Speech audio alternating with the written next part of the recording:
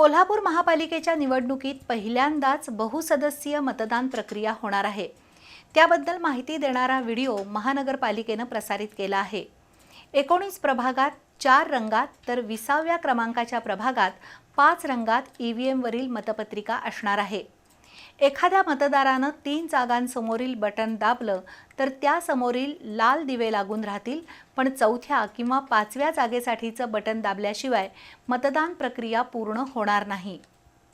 कोल्हापूर महानगरपालिकेची निवडणूक पहिल्यांदाच बहुसदस्यीय प्रभाग रचनेनुसार होतीये। 15 जानेवारीला मतदान होणार असून प्रत्येक मतदाराला 4 किंवा 5 जागांसाठी मतदान करायचंय। एका मतदान यंत्रावर 4 जणांना मतदान कसं करायचं असा प्रश्न अनेकांना पडलाय। त्यासाठी महापालिकेनं एक माहिती देणारा व्हिडिओ प्रसारित केलाय। कोल्हापुरात 81 जागांसाठी 20 प्रभाग आहेत।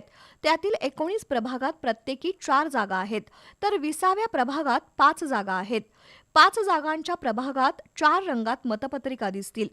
अ जागेसाठी पांढरा रंग, ब साठी फिका गुलाबी, क साठी फिका पिवळा आणि ड साठी फिका निळा रंग असेल।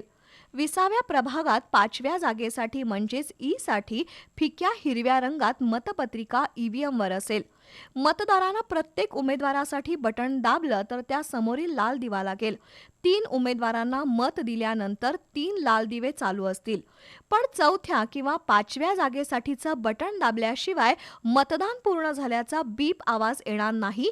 हा आवाज येत नाही तोपर्यंत मतदान प्रक्रिया पूर्ण होणार नाही।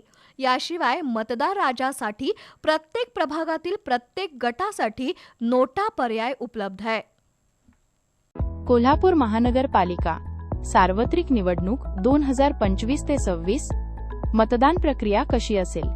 नमस्कार कोल्हापूरकर, येत्या 15 जानेवारी 2026 रोजी कोल्हापूर महानगरपालिकेचा भवितव्य ठरवणारा दिवस आहे।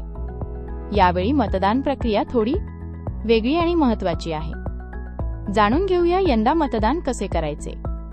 यावेळेस निवडणूक बहुसदस्यीय प्रभाग पद्धतीने होत आहे। प्रभाग 1 ते 19 मधील मतदारांना एकूण 4 मते द्यायची आहेत, तर प्रभाग 20 मधील मतदारांना 5 मते द्यायची आहेत। प्रत्येक जागेसाठी मतपत्रिकांचा रंग वेगवेगळा असेल। लक्षात ठेवा, अ पांढरा रंग, ब फिका गुलाबी रंग, क फिका पिवळा रंग, ड फिका निळा रंग, ई फक्त प्रभाग 20 साठी फिका हिरवा रंग। जेव्हा तुम्ही पहिल्या, दुसऱ्या आणि तिसऱ्या जागेसाठी बटन दाबाल तेव्हा त्या उमेदवारासमोरील लाल दिवा लागेल, पण बीप असा आवाज येणार नाही। जेव्हा तुम्ही शेवटच्या 4थ्या किंवा 5व्या जागेसाठी बटन दाबाल तेव्हाच बीप असा आवाज येईल। जोपर्यंत बीप असा आवाज येत नाही तोपर्यंत तुमची मतदान प्रक्रिया पूर्ण झाली नाही असे समजावे। जर तुम्हाला कोणताही उमेदवार पसंत नसेल तर प्रत्येक जागेसाठी नोटा हा पर्यायही उपलब्ध असेल। नोटा म्हणजेच नन ऑफ द अबव। लक्षात ठेवा, आधी 1 मत होते, आता 4 किंवा 5 मते द्यायची आहेत। मतदानाची तारीख आणि वेळ खालीलप्रमाणे आहे। येत्या गुरुवारी 15 जानेवारी 2026 रोजी हे मतदान संपन्न होणार आहे। मतदानाची वेळ सकाळी 7:30 वाजल्यापासून ते सायंकाळी 5:30 वाजेपर्यंत असेल। मतदार राजा जागा हो, लोकशाहीचा धागा हो।